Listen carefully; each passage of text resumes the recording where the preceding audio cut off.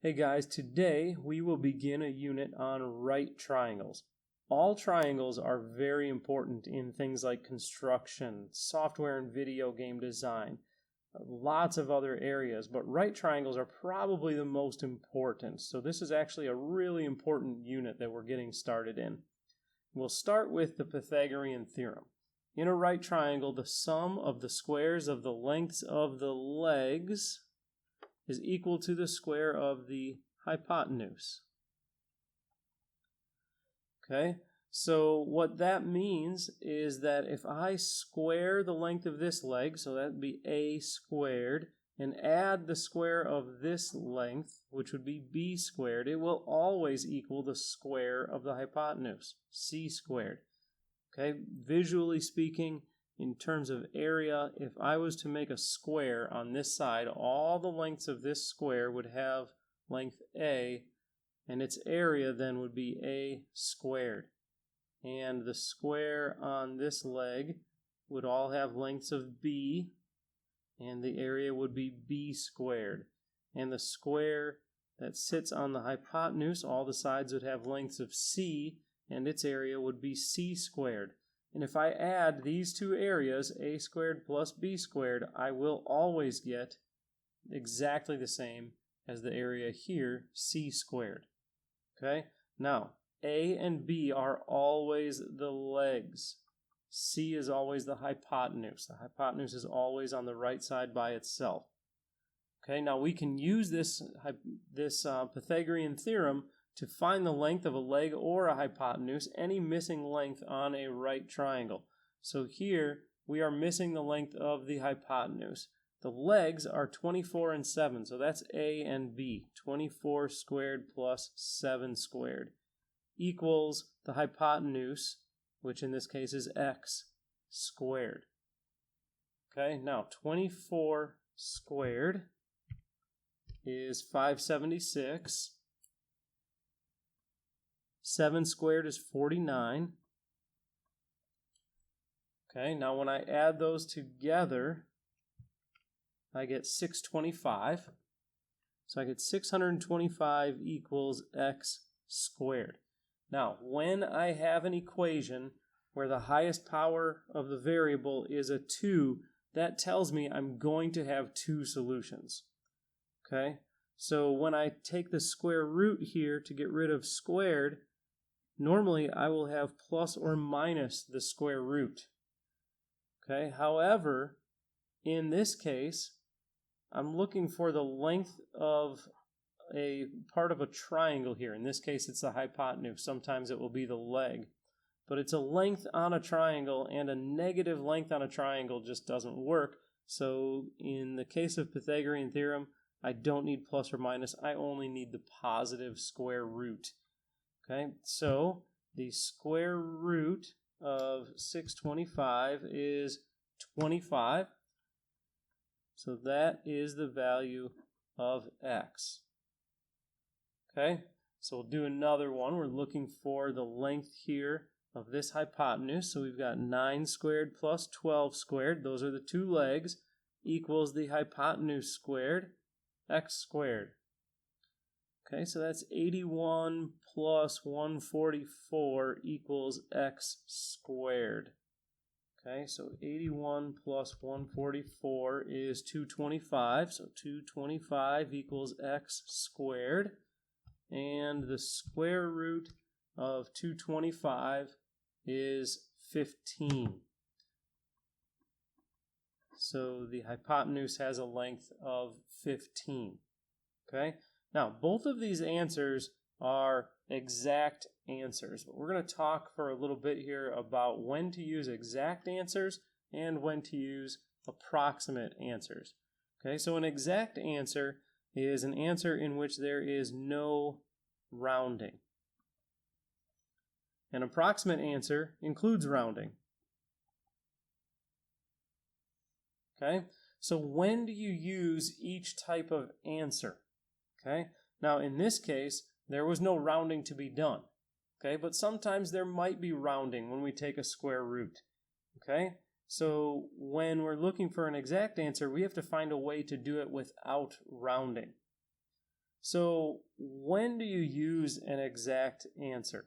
An exact answer could be used on just any basic triangle, okay, or when the instructions say to give an exact answer. An approximate answer would be really good for real-world problems, but even then, only for the final answer. Sometimes you'll get something that could be rounded, but it's not the final answer yet, and we want to save all rounding for the final answer. Another good time for an approximate answer is when the instructions say so. Okay, so why is an exact answer useful? It's useful for further calculation, so it's easy for further calculations. Okay, so you may not be doing further calculations yet with some of these problems, but in the future you might, so it's a really good idea to get used to giving exact answers. An approximate answer, why is it useful? Let's get some examples of what could be an exact or approximate answer before we actually answer that question. So an example of an exact answer. Let's say you have something like 10.4 divided by 2.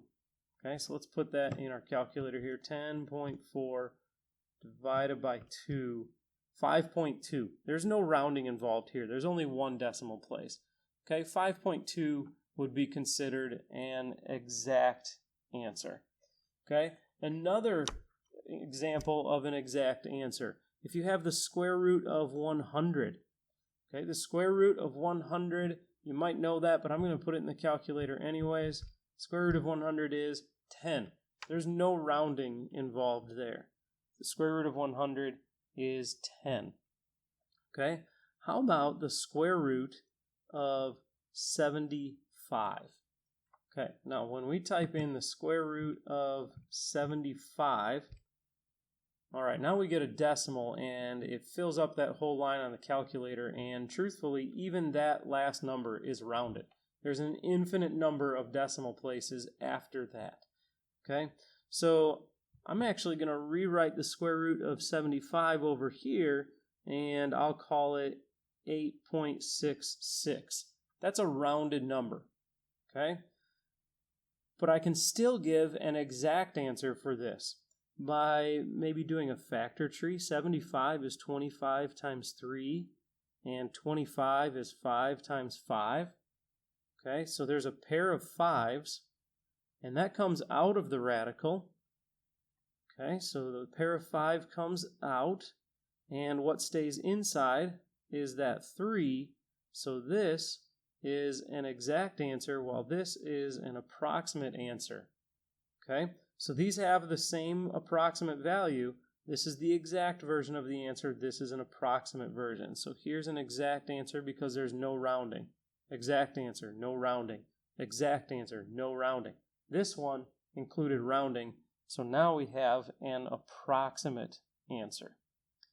Okay, so if we had, say, 5 root 2, I could just write 5 root 2 and say, hey, that's exact. But I could also do 5 root 2 and put that in the calculator. So 5 times the square root of 2, and that is 7.07, and that included rounding, so that is an approximate answer. So here's an exact version. Here is an approximate version. Okay? How about if we had, say, the square root of 6.25? Let's type that in the calculator and then decide if that should go on the exact side or approximate side. So square root of 6.25 is 2.5. Okay, now would I need to round that number? No, there's no rounding that needs to be done here. So the square root of 6.25 is 2.5. There's no rounding involved, so that would be an exact answer. Okay, now all of these answers are easier to use for further calculations, but numbers like 8.66 or 7.07, especially knowing that they are not exact, they're not as useful for further calculations if I want my further calculations A to be easier or B to be as precise. These just aren't going to work as well.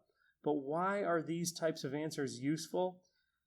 So, for example, if I'm doing measurements, so I'll write measurements here. Okay, so let's say I need a board that is cut to 5 times the square root of 2 feet. I'm not going to be able to find 5 times the square root of 2 feet on my tape measure. But I can do 7.07 feet on a tape measure. Now I might have to do a little bit of converting to get that 0.07 feet into inches, but that can be done. But I'm not going to find 5 times the square root of 2 on my tape measure. So that's why the approximate answer would be really good for that measurement. But if I needed to do further calculations before I did my measurement, then I would want to use 5 root 2. Okay, so now let's do some more work with the Pythagorean theorem here.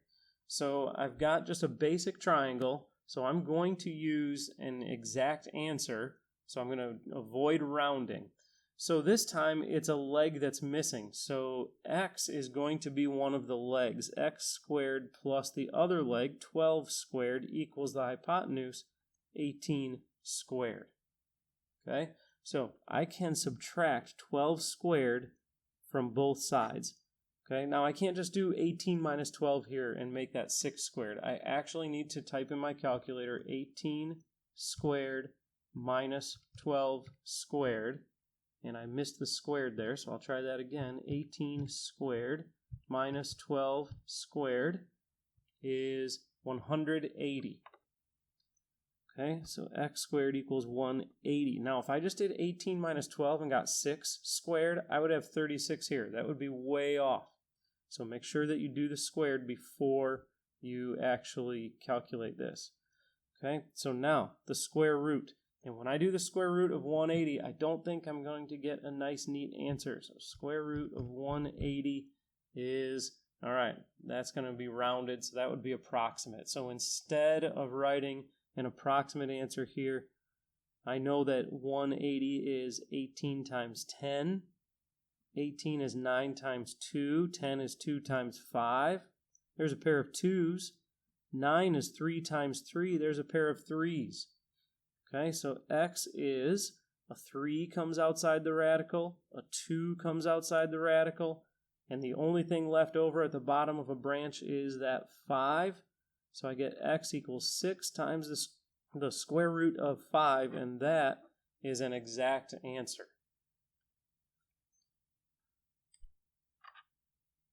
Now this next one is a real-world example with a measurement. So I want an approximate answer, and the directions say approximate. So this hits both reasons why I would give an approximate answer. It's in the directions, and it's a real-world measurement. Okay, so we've got a 6-foot board resting underneath the doorknob.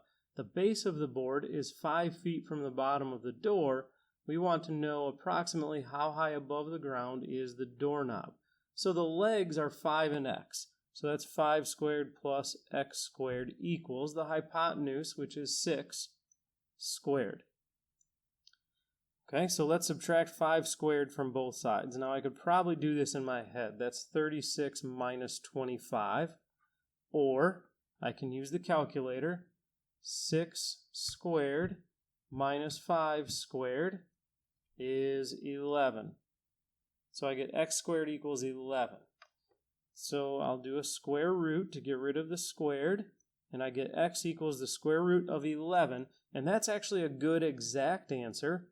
If I was doing further calculations, I would keep this for now and do my rounding later, but this is it. This is the end of the problem, so this is where I do my rounding.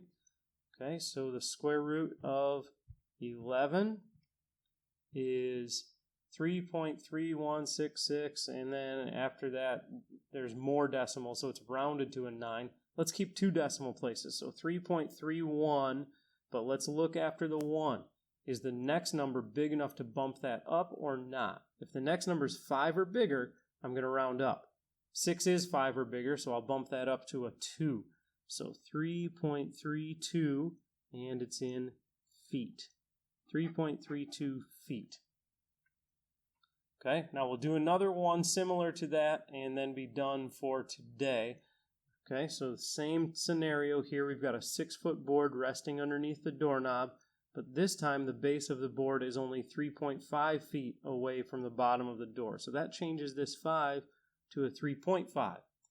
Okay, so we have 3.5 squared plus x squared equals 6 squared. So we will subtract 3.5 squared from both sides. Okay, so we have 6 squared minus 3.5 squared, and that is 23.75. So we get x squared equals 23.75. Okay, then we'll do the square root. Okay, so the square root of 23.75 is 4.87. We'll stop at the 7, but then look after the 7. Is the next number big enough to bump that up? 3 is not 5 or bigger, so 4.87 will be my final answer. So x equals 4.87 feet.